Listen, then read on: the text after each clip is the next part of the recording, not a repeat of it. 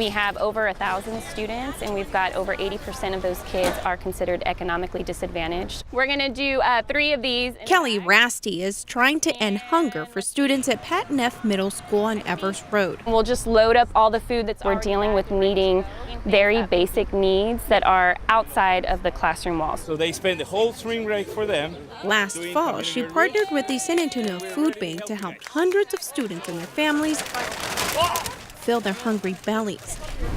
The sight of long lines every food distribution day is a sign of the need her students face. They have a sense of security knowing that this is going to be there for them. Today they got help from about 50 volunteers from El Paso, but they say every month there's a need for more helping hands. You're probably going to put about 10 onions in each bag. It's usually teachers and parent volunteers filling the bags in vehicles. District 7 staff coordinated today's efforts and would like to see more community members get involved. I love the idea to see other youth serving the youth. The hand up is appreciated. It helps me a lot and my kids, so I'm very thankful for these types of events. Several other campuses in the district with a low-poverty student population are also hosting mobile food banks. Nothing here will go to waste. Leftovers that are non-perishable items, I keep it in a pantry in my office so kids know anytime that they need to come by and grab something, they can. Sean Worrell was looking for a job that would spark his interest. I didn't really feel like my particular degree was leading me anywhere towards a good career. This isn't graded, is it? Fast forward to now. He's wrapping up a 5-year apprenticeship program with the South Texas Electrical Joint Apprenticeship and Training Committee. I'm actually getting paid to learn. It actually helped me a lot. In June, Worrell will have a state license, nationally recognized certification, and a job that pays $75,000 a year. He's now empowering incoming apprentices. Well, I always like kind of passing down the techniques and the tricks that I've learned that have been passed on to me from journeymen before me. I've got a call for 15 apprentices right now. If I had 15 more apprentices, I could put them out to work right now. We take them from knowing little to nothing. John Martin says it works like this. Those who get in start off making more than $14 an hour with benefits and a job on day one. Our contractors pay 1% of their gross labor payroll into our program. Now, have we completed stage 5? Students pay an annual enrollment of $750. The requirements are a high school degree and to pass an entry exam. About 300 students are currently enrolled. Females make up 3% of the program, and they would like to see more women apply. I feel like it's a 90-degree bend. It takes some math. I guess I'm not that strong. Then a little muscle to bend conduit. So you can make $30 an hour just doing that right there. But the job is for anyone who likes to work with their hands. If you're not scared to sweat, work hard, if you have a good work ethic and you thrive off of challenge, that usually makes a pretty good craftsman. You're working from day one. Worrell was named Apprentice of the Year. It's really rewarding. For the 9, Patty Santos. A night in Old San Antonio officially kicked off with Ray Feo and city leaders for 4 nights of live music, dancing, big crowds, Tell me when to stop. Hit me up with that sugar. and of course more than 240 food and drink booths. Come on an empty stomach so you can try as much as possible, but don't miss a popular Maria's Tortillas, where 3,200 corn tortillas with butter are sold a night. Another crowd favorite? I cannot wait to try these chicken on a stick. We've been doing this for what, maybe 20 plus years? And the famous steer on a stick. Those tasty treats draw big crowds. Some say it wouldn't be Nyosa without the excitement. No, this is fabulous. This is a good crowd. It's wonderful. Everybody's having a good party. People from out of state, I don't know, Canada and everywhere else. It's surprising me how many people we meet from out of state. And it's all put on by the San Antonio Conservation Society to preserve our city's culture. Our deal is history, preservation, restoration, and education. People who go to the state hospital are the most severely mentally ill. Schizophrenia, bipolar, and people with severe impulse control disorders. That includes people charged with crimes who are unfit to stand trial and deemed nonviolent. Dr. Stephen Plitzka is the chair of UT Health San Antonio Psychiatry Department. He says some patients stay at San Antonio State Hospital for a month, some for decades. He and other experts say the outdated facility, last renovated in the 60s and earlier, no longer fits patients' needs. Their research, outlined in an extensive report, details the need for a new hospital. The building behind me currently houses the majority of patients here on the campus. And right now, I'm standing in a big field where the new hospital will eventually be built, housing all 300 patients. So the idea is to get the patient to, not be sitting in their room, not pacing up and down the hall. Brand new renderings show a modern building with open spaces. Here are the living units, and this is a secure area, so the patients can come out and be in the green area. The second part of the report assessed mental health care as a whole. I think we need to do more in terms of the aggressiveness of our outpatient care. That would include things like, more rapid access to medication, more rehabilitative therapies, more home-based services. Success would mean fewer patients ending up in state hospitals. You're feeling pain, and if you feel that pain for a long period of time, you unexpectedly go numb, and that leads to self-harm, which leads to suicide. A pain that New Braunfels High School senior Lacey Marsh understands. She opened up to us about how she has struggled with depression and anxiety, but was able to overcome it by confiding in her English teacher. I talk about my anxiety and depression with her openly, and I know that she doesn't judge me. Lacey says she feels safe here at New Braunfels High School because she knows she and her fellow students have their teachers to confide in. Just having that stability, that open-mindedness, that your teachers are there for you, that they love you with all their hearts unconditionally, is a big one. The feedback has actually been very positive. Karen Schwinn, the health services coordinator for MBISD, says it's for reasons like Lacey and all students who struggle with mental health issues that she brought the Youth Mental Health First Aid Program to the district in 2014. Students who may be depressed and may be suicidal also have a high statistic rate for being homicidal. Schwinn says all middle school and high school teachers and counselors in the district are required to take the 8-hour course. It teaches the warning signs of mental health problems among youth and how to help them. Schwinn believes looking at students' well-being as a whole is crucial to prevent tragedies. We help to take care of the whole child, not just teach them their math and send them out the door. I'm Sarah Costa, KSAT 12 News. Promising signs of coming soon attractions to construction fences around old familiar places. We found 7 locations just north of downtown to Hildebrand. When you first start your drive or walk down Broadway as you leave downtown, you'll see your first construction spot, The Light, future office spaces off McCullough.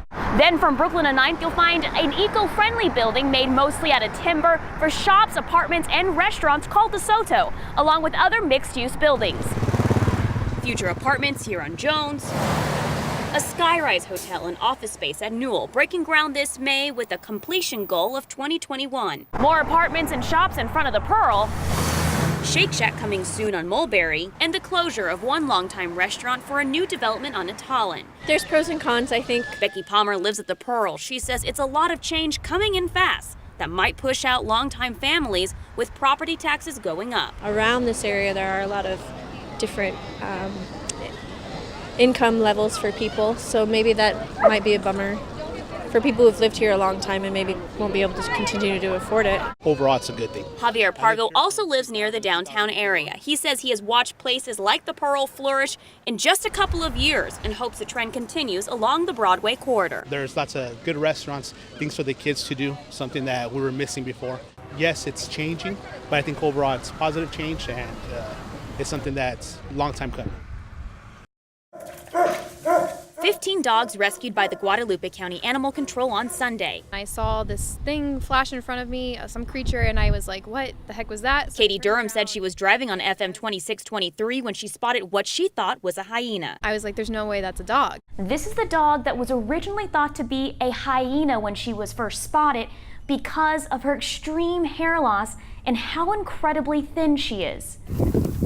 When she returned with food on Saturday, that's when she found more dogs also in need of help. She contacted the Guadalupe County Sheriff's Office, and the next morning, more than a dozen dogs were rescued. 2 ran from the property. It's horrible. A wild animal's in better shape than most of these animals are here. The owner of the property is facing charges of animal cruelty. The sheriff says no one lived on the property and the animals hadn't been properly fed or given water for several days. They were shaking, they were obviously traumatized. There are also about 35 horses and donkeys on the abandoned property. Animal control is continuing to investigate for those horses that may be in poor condition. I knew something had to be done right then. Durham was able to raise more than $5,000 in 2 days for the dogs to be treated by a local veterinarian. That money will also go to shelters to help find the dogs a forever home. Just feeling the love that they deserve, that every pet deserves. Animal cruelty charges start as a Class A misdemeanor, but can be raised to a third-degree felony, depending on an evaluation by a veterinarian. There will be a hearing in front of a judge to determine the severity of those charges against the owner next Friday. Sarah Acosta, KSAT 12 News. Sodas is the most important thing to not drink.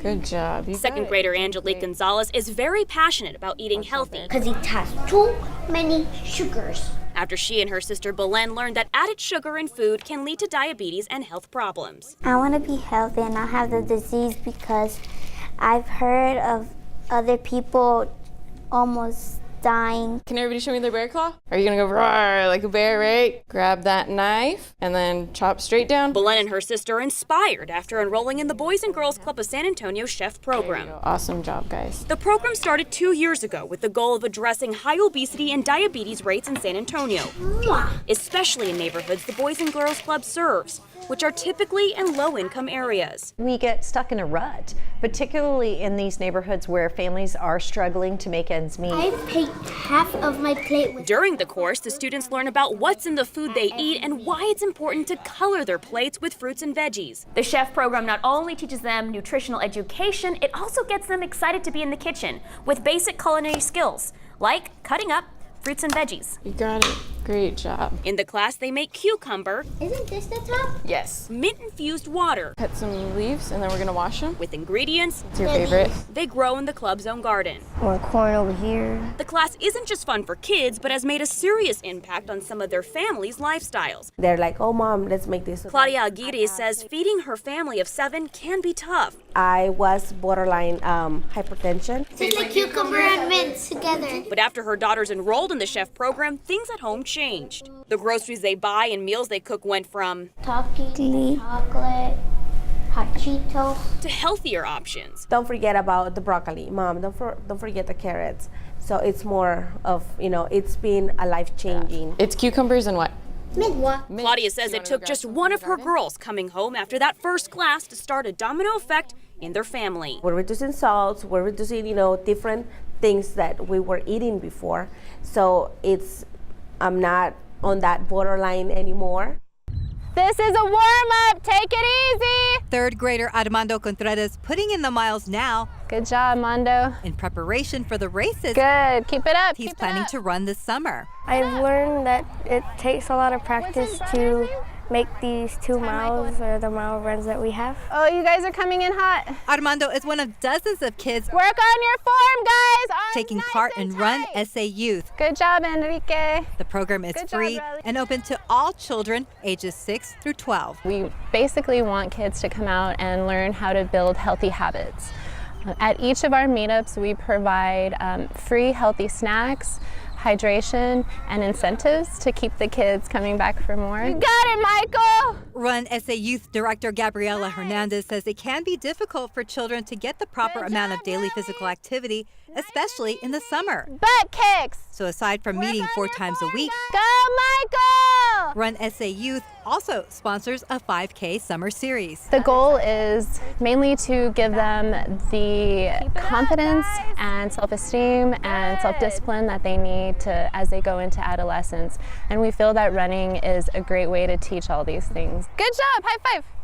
Boom. And all that running inspiring some parents too. They're still young. For Sandra Contreras, Run SA Youth is a family outing.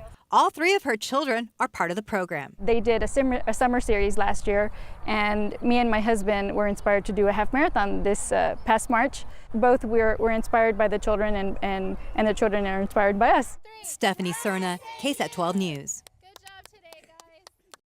He gave me a goodbye kiss, and he goes, I'll be back in the morning.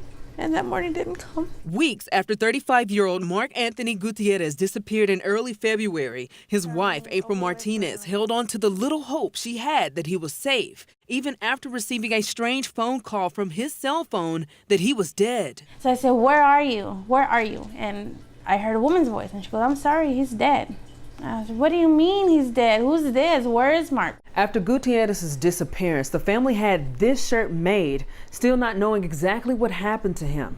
Unfortunately, shortly later, they got the call that he was found, but not alive. Now, we don't know. It's not gonna be the same.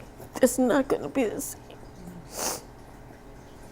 And it hurts me because, you know, he was a good man. It hasn't been confirmed by police, but Martinez says she's certain foul play was involved. It was a really bad beaten neighborhood. It was an alley, and there was a mattress thrown over him. There was sofa cushions thrown over him. He didn't die there. Somebody put him there. She says it is hard for her and her family to go home, being surrounded by constant memories of Gutierrez. His jokes, his baking, he can make an awesome cake, way better than I could. And I would tell him, "What's your secret ingredient? Because it's coming out better than mine." And he's like, "It's love, baby, it's love." Everybody has to pay for their sins. And so I'm just gonna leave it up to God's hands. You know, I can't forgive someone right now. My heart is too broken.